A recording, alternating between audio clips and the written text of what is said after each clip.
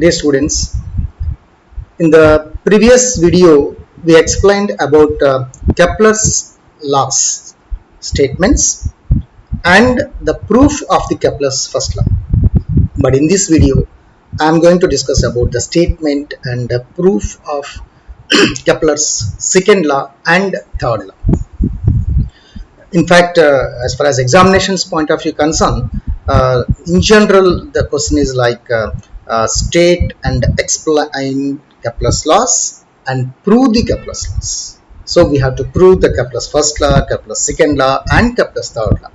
But of course, comparative with the Kepler's first law, Kepler's second law and third law proofs are very less in the size. We can complete Kepler's second law proof and the Kepler's third law proof in a minimum quantity of time comparative with the Kepler's first law. So let me explain about the Kepler's second law first, and then we are going to discuss about the Kepler's third law. Well, see, is a Kepler's second law. We know the statement of the Kepler's second law. The aerial velocity of a planet is constant. The aerial velocity of a planet is constant. Or there's an alternate statement we have for the Kepler's second law, that is the radius vector sweeps equal areas in equal intervals of time. See, Kepler's first law statement is like this: aerial velocity of a planet is constant. What is here aerial velocity means? The area covered by the radius vector in 1 second. The area vector in 1 second. That is called the aerial velocity. But before that, what is radius vector means? Radius vector is the line joining the sun and planet. So as far as the Kepler's first law concerned, we know the planets are revolving around the sun in an elliptical orbits. See, here we have shown here one elliptical orbit, and consider a planet is moving along this elliptical orbit around the sun. Here we shown sun as a S. Here A and B are the two positions of a planet, of course. And here what is the radius vector means? For example, planet is at A, sun is at S, and connect S and A. This line is actually called the radius vector. Of course, after some time, planet comes to the another position like a B. Then what is the radius vector means? And again the connect the point B and sun position like a S, and here SB is a radius vector. So the radius vector means that it is a line joining the sun and the planet. Depends on the position of the planet, the radius vector position also changes. Radius vector position also changes. So that radius vector sweeps equal areas in equal intervals of time. That is actually statement. Already in the previous video I explained about the statements of the Kepler's laws very detailedly. If you want, you can watch that video again. But in this video my aim is to prove the Kepler's second law and then third law. See, aerial velocity of a planet is constant. So దీన్ని తెలుగులో గ్రహము యొక్క వైశాల్య వేగము ఎప్పుడు స్థిరముగా ఉంటుంది అని చెప్తాం. గ్రహము యొక్క వైశాల్య వేగము ఎప్పుడు స్థిరముగా ఉంటుంది. అండ్ దీనికి ఆల్టర్నేటివ్ స్టేట్మెంట్ ఇంకోటి కూడా చెప్పాము, రేడియస్ వెక్టార్. దాన్ని సదిశ త్రిజ్య అంటారు. సదిశ త్రిజ్య సమాన కాలాలలో సమాన వైశాల్యాలను చిమ్ముతూ ఉంటుంది. సదిశ త్రిజ్య సమాన కాలాలలో సమాన వైశాల్యాలను చిమ్ముతూ ఉంటుంది. ఇది యాక్చువల్గా కెప్లర్స్ సెకండ్ లా యొక్క స్టేట్మెంట్. అది దీన్ని ఎలా ప్రూవ్ చేస్తాం? ఇది ప్రూవ్ చేయడం కోసం నేను ఏం చేస్తాను, ఒక ప్లానెట్ తీసుకున్నాను. ప్లానెట్ సన్ చుట్టూ ఫస్ట్ లా ప్రకారము ఈ ఫిగర్ లో చూపించినట్టు ఎలిప్టికల్ ఆర్బిట్స్ లో రివాల్వ్ అవుతుంది అనుకుందాం. అలా రివాల్వ్ అవుతుంది. ఒక పర్టికులర్ టైంలో ప్లానెట్ ఏ దగ్గర ఉంది, ఒక పర్టికులర్ టైంలో ప్లానెట్ ఏ దగ్గర ఉంది. సో సి ప్లానెట్ ఏ దగ్గర ఉంది. ప్లానెట్ ఏ దగ్గర ఉన్నప్పుడు రేడియస్ వెక్టార్ని మనం ఎస్ఏతో చూపించాం. After some time like a dt seconds of time అనుకోండి, very small interval of time like a dt. ఆ dt సెకండ్స్ ఆఫ్ టైంలో ప్లానెట్ ఏ నుంచి బికి ట్రావెల్ అయింది. Okay, then the radius vector is SP. దెన్ ఆ dt సెకండ్స్ ఆఫ్ టైంలో radius vector ఎంత యాంగిల్ ప్లానెట్ దగ్గర చేస్తుంది అంటే మనం ఏం చేయాలంటే ఎస్ఏ ఒక రేడియస్ వెక్టార్ కింద తీసుకుంటాం. ఆఫ్టర్ dt సెకండ్స్ ఎస్బి ఒక రేడియస్ వెక్టారు. అప్పుడు ఈ రేడియస్ వెక్టార్ ఎస్ఏ ఎస్బి కింద షిఫ్ట్ అయింది కాబట్టి అప్పుడు ఎస్ దగ్గర చేస్తున్న యాంగిల్ ని నేను డీటీటా అనుకున్నాను. ప్లానెట్ ఏ దగ్గర ఉన్నప్పుడు సన్ నుంచి ప్లానెట్ వరకు ఉన్న డిస్టెన్స్ అంటే length of this radius vector R plus DR అనుకున్నాను. అదే ప్లానెట్ బికి వచ్చేసరికి ఇది కొద్దిగా తగ్గినట్టు అనిపించింది కాబట్టి దాన్ని ఆర్ అనుకున్నాను అంతే. అంటే ఎంత డిస్టెన్స్ మారింది అంటే distance of a planet from the sun, sun నుంచి ప్లానెట్ వరకు ఉన్న డిస్టెన్స్ ప్లానెట్ బి దగ్గర ఉన్నప్పుడు డిస్టెన్స్ ఆర్, ప్లానెట్ ఏ దగ్గర ఉన్నప్పుడు distance R plus DR, sun దగ్గర చేస్తున్న యాంగిల్ డిటీటా. ఇది మనం యాక్చువల్గా మనం తీసుకున్న కన్సిడరేషన్. ఓకే, అయితే ఇక్కడ మీరు ఈ ఫిగర్ చాలా ఇంపార్టెంట్. ఇక్కడ మనకి ఇక్కడ యాక్చువల్గా చెప్పాలంటే డిటీ సెకండ్స్ ఆఫ్ టైంలో ప్లానెట్ ఏ నుంచి బికి మూవ్ అయింది, రేడియస్ వెక్టార్ ఎస్ఏ నుంచి ఎస్బికి మారింది. అంటే రేడియస్ వెక్టార్ ఎంత ఏరియా స్వీప్ చేసింది డిటీ సెకండ్స్ ఆఫ్ టైంలో అంటే simply area of this triangle. ఇక్కడ ఒక ట్రయాంగిల్ కనిపిస్తుంది మనకి ఎస్బిఏ. ఈ ఎస్బిఏ ట్రయాంగిల్ అది ఎస్ఏబి ట్రయాంగిల్ ఉంది కదా, ఆ ట్రయాంగిల్ ఏరియా ఎంతైతే ఉంటుందో that is the area swept by the radius vector in a time of dt seconds. అంటే డిటీ కాలంలో సదిశ త్రిజ్య ఎంత వైశాల్యాన్ని చిమ్మింది, ఎంత వైశాల్యం కవర్ చేసింది అంటే అక్కడ మనం ఫిగర్ లో చూపించినటువంటి ఎస్బిఏ ట్రయాంగిల్ అన్నమాట. అయితే ఇక్కడ మనం చెప్పాం already R be the distance of a planet from the sun and R plus DR be the distance of a planet from the sun. ఇప్పుడు సన్ ప్లానెట్ ఏ దగ్గర ఉన్నప్పుడు R plus DR is the distance అనుకున్నాను, planet B దగ్గర ఉన్నప్పుడు R is the distance అనుకున్నాను. Okay, తర్వాత areal వెలాసిటీకి formula ఏంటి అసలు? ఏరియల్ వెలాసిటీ అంటే యాక్చువల్లీ వెలాసిటీ అంటే displacement by time, areal velocity అంటే area swept by time. Area swept by what means area swept by radius vector. So ఇక్కడ మనం చెప్పాం ఆల్రెడీ ఈ radius vector DT seconds of టైంలో ఎంత ఏరియా కవర్ చేసింది అంటే SBA triangle or SAB triangle, ఇక్కడ మనకి ఇక్కడ చూపిస్తున్న ఈ ట్రయాంగిల్ అనమాట. సో అందుకని ఏరియా స్వెప్ట్ అంటే area of the triangle SAB by time అంటే డిటీ సెకండ్స్. కానీ మనకు తెలుసు ట్రయాంగిల్ ఏరియాకి formula half base into height. So అదే రాసాను half base into height by DT. కానీ ఈ ట్రయాంగిల్లో what is the base, what is the height? So ఇక్కడ నేను యాక్చువల్లీ ఎస్బిఏ ఈ ట్రయాంగిల్లో ఎస్బిని నేను బేస్ కింద తీసుకుంటున్నాను. This is the base of the triangle and this is the height of the triangle. అంటే ఏబి హైట్ కింద అవుతుంది, ఎస్బి ఏమో బేస్ కింద అవుతుంది. కాబట్టి హాఫ్ బేస్ అంటే ఎస్బి, హైట్ అంటే AB by DT as it is గా వస్తుంది. అయితే ఈ ఫిగర్లో చూడండి ఒకసారి. ఈ ఫిగర్లో ఇక్కడ మనకి ఈ triangle SBA triangle or SAB ట్రయాంగిల్లో సైన్ డిటీటా వాల్యూ తీసుకోండి. సైన్ డిటీటా వాల్యూ తీసుకుంటే సైన్ డిటీటా వాల్యూ ఎంత అవుతుంది అంటే ఈ ఫిగర్ నుంచి మనకి sine d theta is equal to opposite side by hypotenuse. Okay, ఇక్కడ ఆపోజిట్ సైడ్ అంటే ఏబి, హైపోటెనస్ అంటే ఎస్ఏ. సో అదే రాసాను ఇక్కడ. సో దెన్ చూడండి ఇక్కడ sine d theta is equal to what do you say opposite side అంటే AB by AS are SA. So అప్పుడు ఏబి కూడా ఏమవుతుంది ఎస్ఏ సైన్ థీటా అవుతుంది, అదే సైన్ డిటీటా అవుతుంది. కాబట్టి ఏబి ప్లేస్ లో మనం ఎస్ఏ సైన్ డిటీటా రాసాం. మీకు అర్థమైంది అనుకుంటాను. ఈ ట్రయాంగిల్లో ఇక్కడ థీటా ఉండాలి కానీ ఇక్కడ డిటీటా వెరీ స్మాల్ యాంగిల్ కాబట్టి డిటీటా తీసుకున్నాం. కాబట్టి sine theta plus sine d theta. Sine d theta అంటే ఆపోజిట్ సైడ్ అంటే ఏబి బై హైపోటెనస్ అంటే ఏఎస్. అంటే sine d theta equal to AB by AS. Then AB equal to cross multiply చేస్తే ఏఎస్ సైన్ డిటీటా. ఆ AS sign డిటీటాని ఇక్కడ రాశాను. ASR SA రెండు ఒకటేనండి. ఏఎస్ అని అన్నాను, ఇక్కడ ఎస్ఏ అని రాసాం. ఓకే, సో కాబట్టి హాఫ్ ఎస్బి ఇక్కడ యాజ్ ఇట్ ఈస్ గా ఉంది. ఏబి ప్లేస్ లో మనం ఎస్ఏ సైన్ డిటీటా రాసాం. అయితే ఈ ఫిగర్ లో ఎస్ఏ వాల్యూ మనకు కనిపిస్తుంది. SA value R plus DR, SB value are.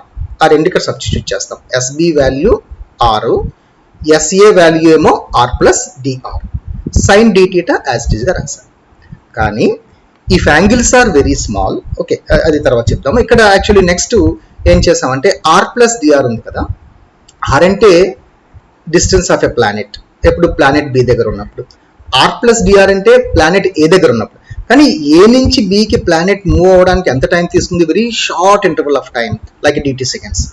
అంత తక్కువ ఇంటర్వల్ ఆఫ్ టైంలో ఈ డిస్టెన్స్ కూడా పెద్దగా మారిపోదు. అంటే DR value is very small one compare to R. కానీ ఆర్ వాల్యూ ఇక్కడ మీకు సన్కి ప్లానెట్కి మధ్యలో డిస్టెన్స్ కొన్ని క్రోర్స్ ఆఫ్ కిలోమీటర్స్ ఉంటుంది. సో దాంతో మనం కంపేర్ చేసినప్పుడు స్మాల్ ఇంటర్వల్ ఆఫ్ టైంలో చేంజ్ అయిన డిస్టెన్స్ అంటే DR is very very small. కాబట్టి మనం ఆర్తో కంపేర్ చేసినప్పుడు DR value is very very small, it is negligible. So అది వదిలేస్తాను, ఇక్కడ డిఆర్ని నెగ్లెక్ట్ చేస్తాం.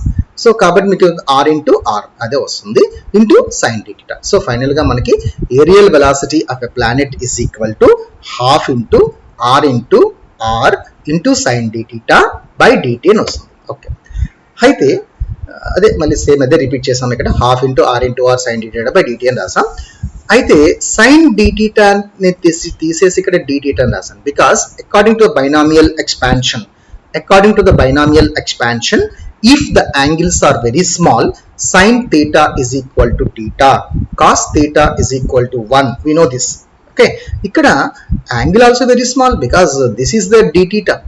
Short interval of time lo planet a నుంచి b కి మూవ్ అవుతున్నప్పుడు ఇక్కడ వచ్చే యాంగిల్ కూడా వెరీ స్మాల్ ఉంటుంది. కాబట్టి if angles are very small, we can write sin theta equal to theta. కానీ ఇక్కడ sin d theta ఉంది కాబట్టి మనం d theta అని రాసాం. Okay, so sin d theta equal to theta according to the binomial expansion. Then finally aerial velocity is equal to half r into r square into d theta by dt. అది ఇక్కడ కానీ మనకు తెలుసు number of times ఇంతకుముందు Kepler's first లాలో explain చేసినప్పుడు, అంతకుముందు equation of motion of a planet explain చేసినప్పుడు we know r square into d theta by dt equal to h, where h is a constant. అది ఇక్కడ మనం తీసుకుంటే ఈ R square into D theta by డిటిని H అనుకుంటే ఇక్కడ half into H అంటే H by 2. So areal velocity equal to H by 2, but H is a constant, then H by 2 also a constant. కాబట్టి areal velocity equal to constant. It means that areal velocity of a planet is constant. It means that radius vector sweeps equal areas in equal intervals of time. కాబట్టి Kepler second లా మనం prove చేసినట్టు అయింది. So ఇది యాక్చువల్గా Kepler second law యొక్క proof.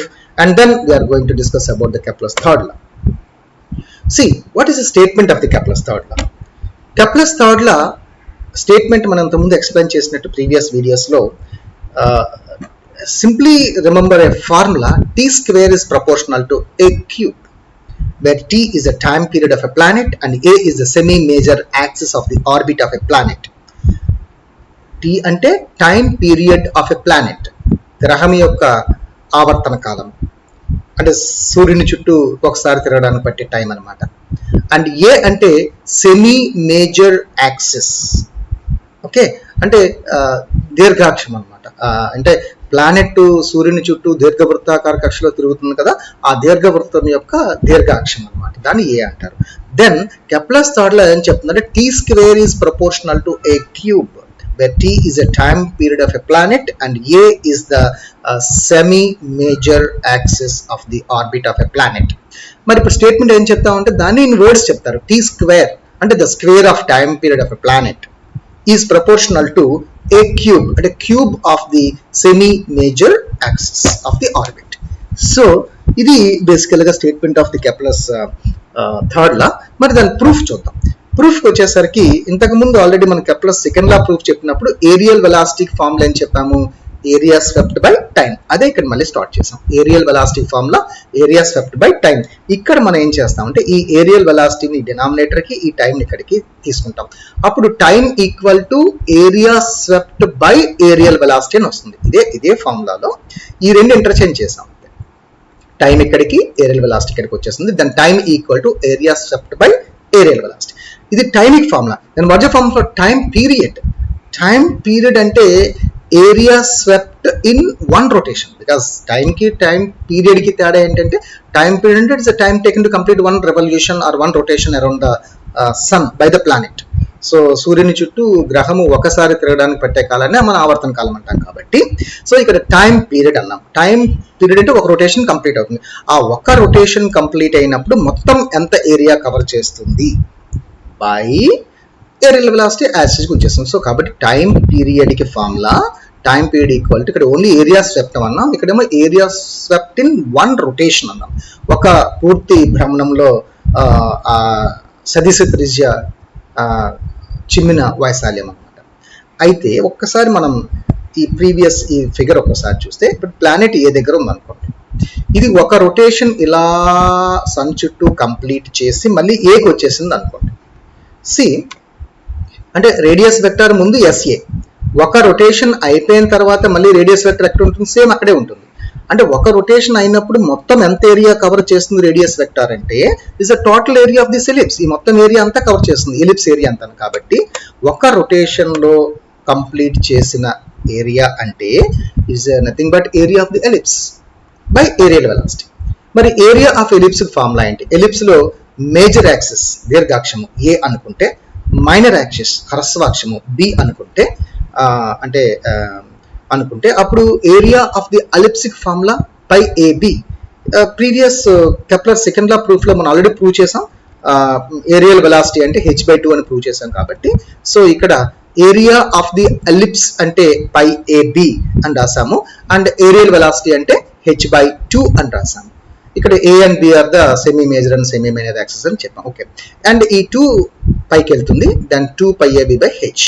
దీని రెండు వైపులా స్క్వేర్ చేయండి equation. T square equal to 4π² a²b²/h².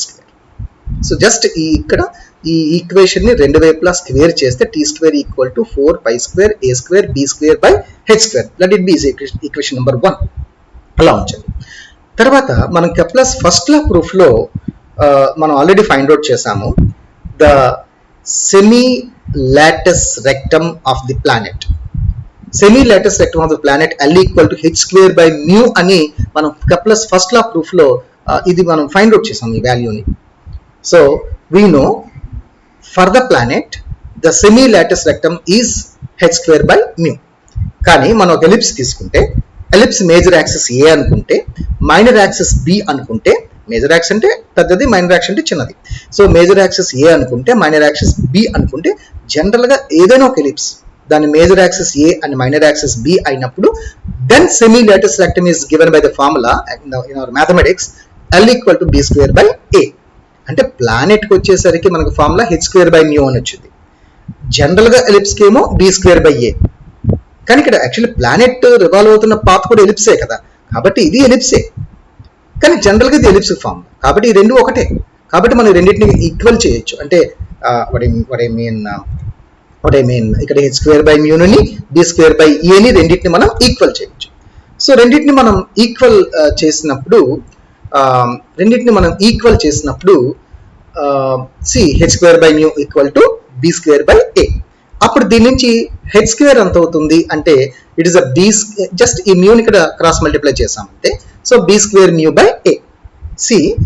ఇది h² వాల్యూ. ఒక్కసారి మనం ఈక్వేషన్ నెంబర్ 1 ఇక్కడ already t² equal to 4π² a²b²/h² అని రాసుకున్నాం కదా. ఈ h² ప్లేస్ లో ఈ h² వాల్యూ సబ్స్టిట్యూట్ చేయాలి. ఇక్కడ ఈ ఈక్వేషన్ నెంబర్ 1 ఇది. ఈ h² ప్లేస్ లో మనం ఈ ఫార్ములా అంటే semi latus rectum of the planet and semi latus rectum of the ellipse ఈ రెండింటిని కంపేర్ చేసిన తర్వాత మనకి h² వాల్యూ వచ్చింది కదా. ఈ h² వాల్యూని తీసుకొని వెళ్ళి ఈ ఈక్వేషన్ నెంబర్ 1 లో ఈ h² ప్లేస్ లో సబ్స్టిట్యూట్ చేస్తాం. అంటే simply t² equal to 4π² a²b² అలాగే ఉంటుంది. ఈ h² డినామినేటర్ h² ప్లేస్ లో మనం b²/μ/a బై ఇక్కడ ఏ రాశాను, ఇక్కడ యాక్చువల్లీ ఇక్కడ కింద h² ఉంటుంది డినామినేటర్ లో, అంటే h² b²/μ/a. ఇక్కడ b²/μ/a అంటే ఏ పైకి వెళ్తుంది కాబట్టి ఇక్కడ ఏ రాశాను.